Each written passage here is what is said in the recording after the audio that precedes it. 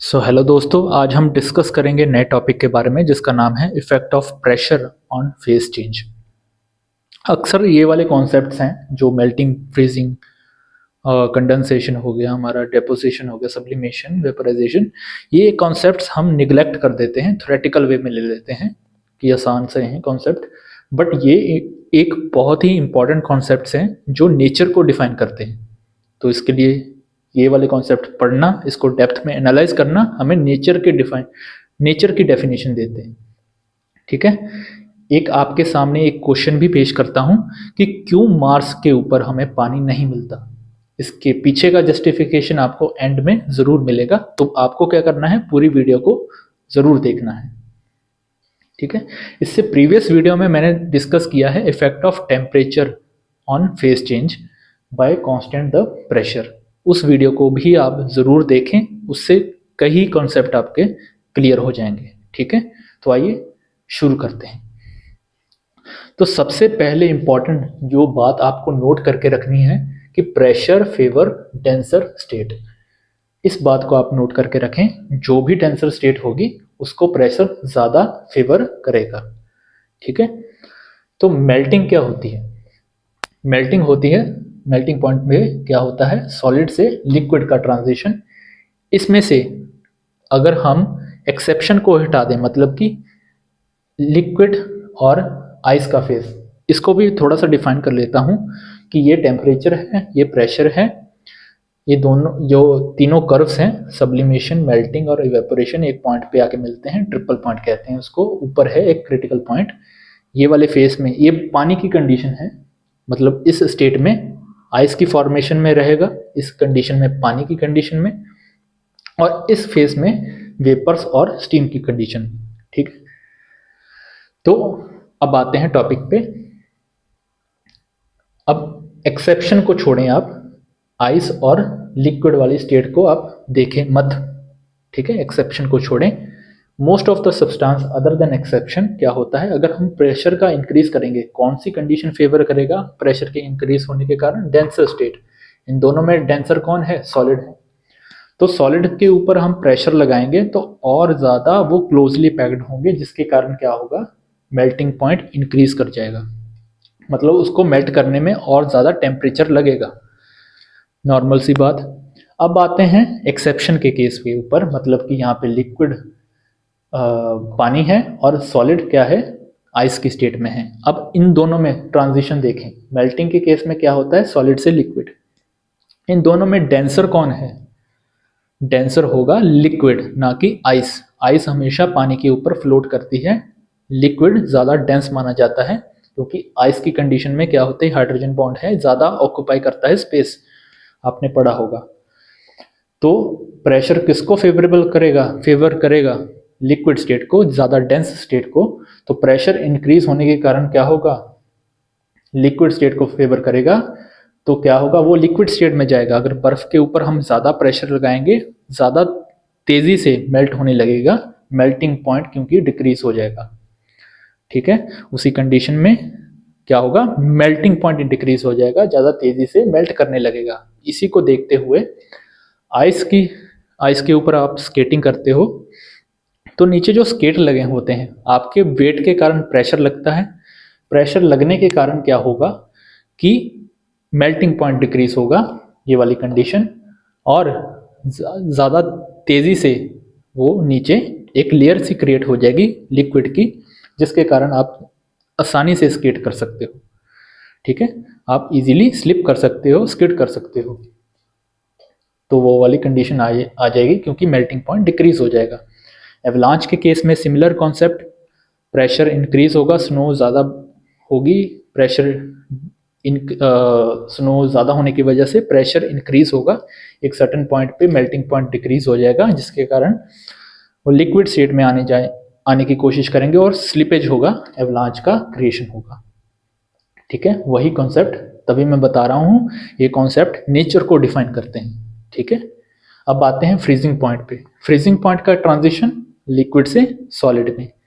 Exception को छोड़ें, इसको छोड़ें, तो क्या होगा, जो लिक्विड के ऊपर अगर आप दबाव लगाएंगे तो क्या करेंगे, वो और टाइटली पैक्ड होंगे।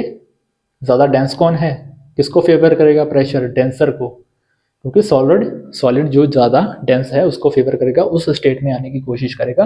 तो इसके वजह से मतलब फ्रीजिंग पॉइंट इंक्रीज हो जाएगा, मतलब ज़्यादा जल्दी से ठंडा हो जाएगा सब्सटेंस, अदर देन एक्सेप्शन। अगर इस केस में आए हम कि सॉलिड में क्या है, आइस है, और लिक्विड में क्या है, पानी है। ज़्यादा डेंस कौन है, लिक्विड का फेस। तो अगर हम प्रेशर को इंक्रीज करेंगे, किस स्टेट को फेवर करेगा, लिक्विड स्टेट को, क्योंकि वो ज़्यादा डेंस है एज कम्पेयर टू आइस। तो इसकी वजह से क्या होगा, फ्रीजिंग पॉइंट गिर जाएगा। तो इसलिए हमें ज़्यादा ठंडा करना पड़ेगा ताकि हम उसको सॉलिड में बदल सकें।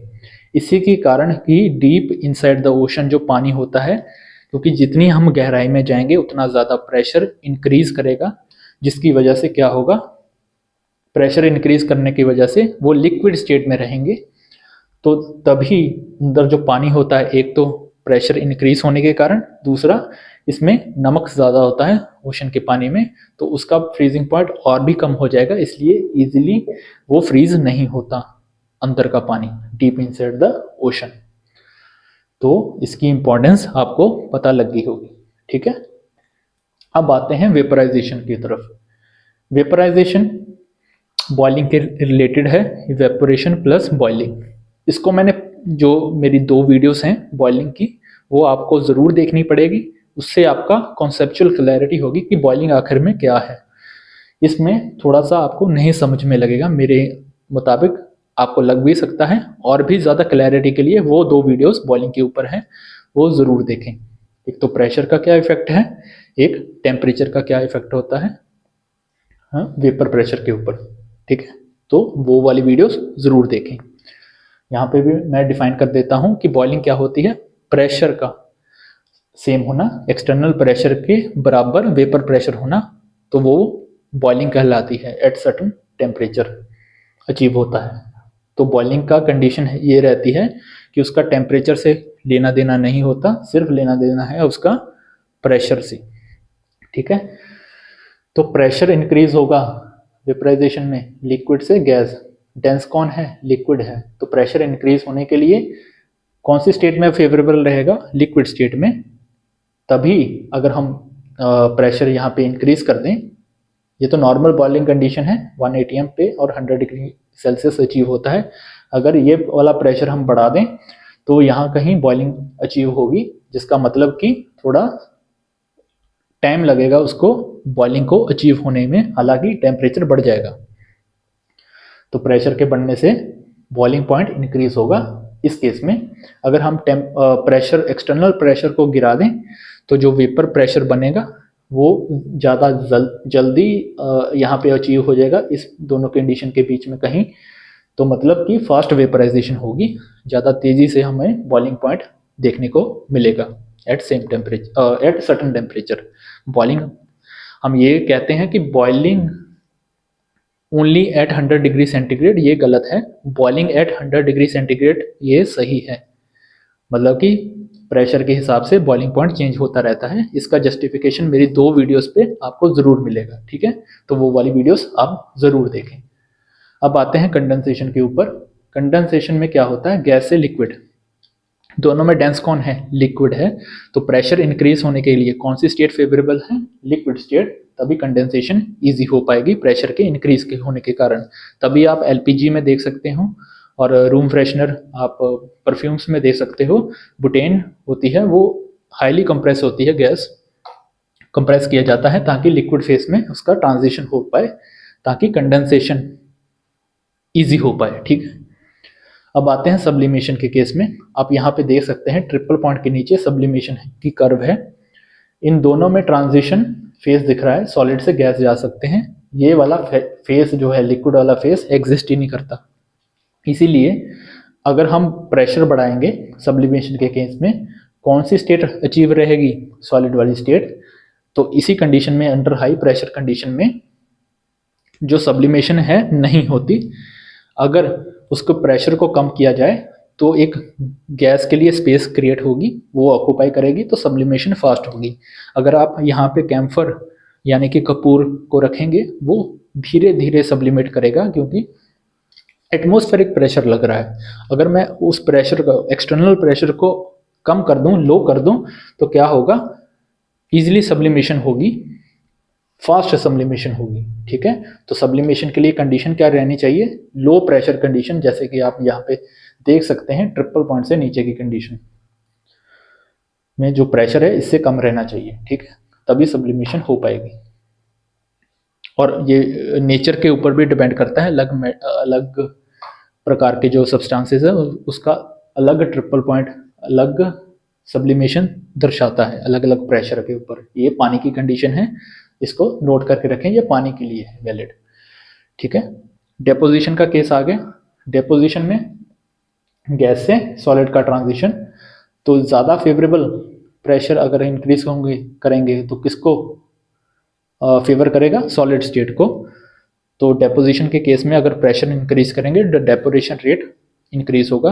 आप ले सकते हैं एग्जांपल ड्राई आइस की, जिसमें कार्बन डाइऑक्साइड को आप हाई प्रेशर के ऊपर कंप्रेस करोगे तो ड्राई आइस का हमें देखने को मिलेगा, डेपोजिशन का केस मिलेगा। ठीक है, अब आते हैं इंपॉर्टेंट कॉन्सेप्ट्स के ऊपर, ट्रिपल पॉइंट और क्रिटिकल पॉइंट पे।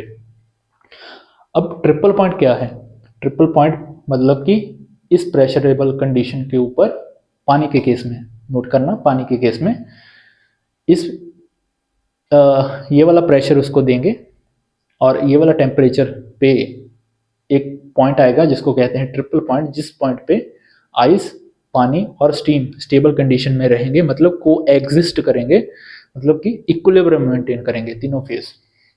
ठीक है, तो ये क्यों ज़रूरी हो जाता है, क्योंकि लैब में जो भी एक्सपेरिमेंट करते हैं अलग प्रकार के थर्मोमीटर होते हैं, तो एक तरह से कैलिब्रेशन पॉइंट की तरह काम करता है, एक तरह से रेफरेंस पॉइंट की तरह काम करता है, जैसे कि हमें ट्रांजिशन फेस मिले अलग अलग सब्सटेंसेस का। ठीक है,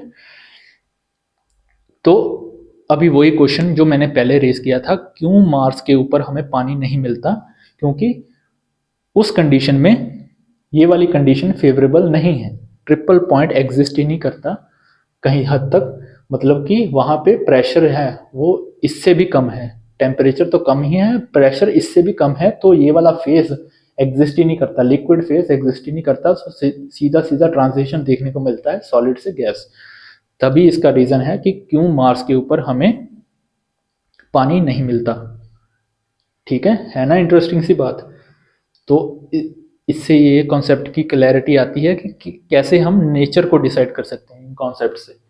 ठीक है, दूसरा कॉन्सेप्ट क्रिटिकल पॉइंट, ये वाली कंडीशन पे अगर हम इतने इतने टेम्परेचर और इतने प्रेशर पे, ये वाली कंडीशन पे हमें एक क्रिटिकल पॉइंट मिलेगा, मतलब कि यहाँ पे वो बन जाएंगे सुपर क्रिटिकल फ्लूइड, मतलब ये वाला ट्रांजिशन फेज नहीं दिखेगा।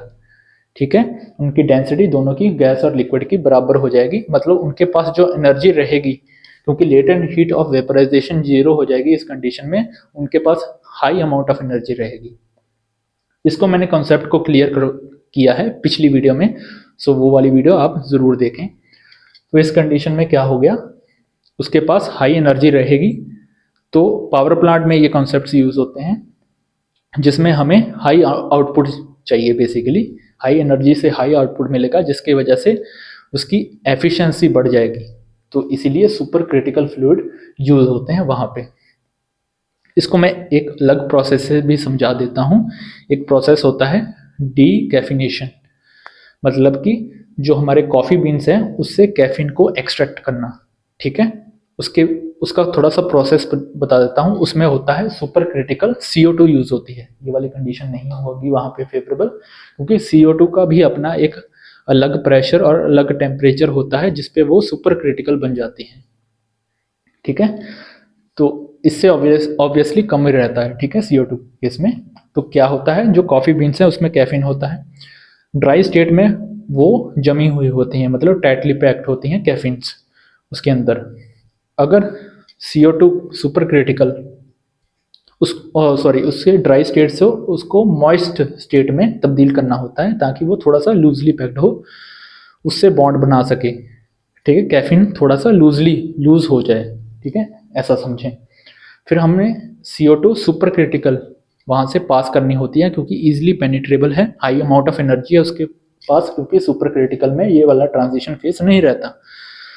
तो क्या होगा, जब वो पेनिट्रेट करेगी वो कैफीन उसमें डिसॉल्व कर जाएगी, एक अलग कंटेनर में जाएंगे, तो क्या होगा, प्रेशर को हम रिड्यूस करेंगे, जिसके कारण जो CO2 है वो अलग कंटेनर में चले जाएगी और वापस से रीयूज हो गई वो CO2। तो जो बाकी का कैफीन है, मॉइस्चनेस है, वो अलग कंटेनर में वहीं पे इकट्ठा हो जाएगी। तो इससे क्या बेनिफिट है CO2 सुपर क्रिटिकल से, मतलब कि हमें जो कैफीन है अंदर कॉफ़ी बीन्स की वो ज़्यादा अमाउंट में मिलते हैं, मतलब कि इसके जो टेस्टनेस है, इसका जो कैफीन का जो फ्लेवर है वो प्रिजर्व रहे, ज़्यादा निकले वहाँ से। तो इसलिए सुपर क्रिटिकल पॉइंट का इम्पोर्टेंस यहाँ पे दिखता है। ठीक है, तो ये थ्योरेटिकल कॉन्सेप्ट्स ना होके एक प्रैक्टिकलिटी को दर्शाते हैं और हमें नेचर को डिफाइन करने में मदद करते हैं। और इसकी कॉन्सेप्ट की मदद से हम ये भी जान लिया कि क्यों मार्स के ऊपर पानी नहीं मिलता।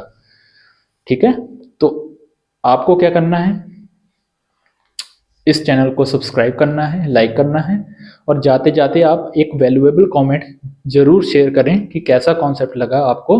ये छोटी छोटी चीज़ें हम जो निगलेक्ट कर लेते हैं, ये बड़ी चीज़ें हमें समझने में आसानी करवाती हैं। ठीक है, सो जाते जाते लाइक एंड सब्सक्राइब करके ज़रूर जाएं। तो होप करता हूँ वीडियो बढ़िया लगी होगी। मिलते हैं एक नई वीडियो में।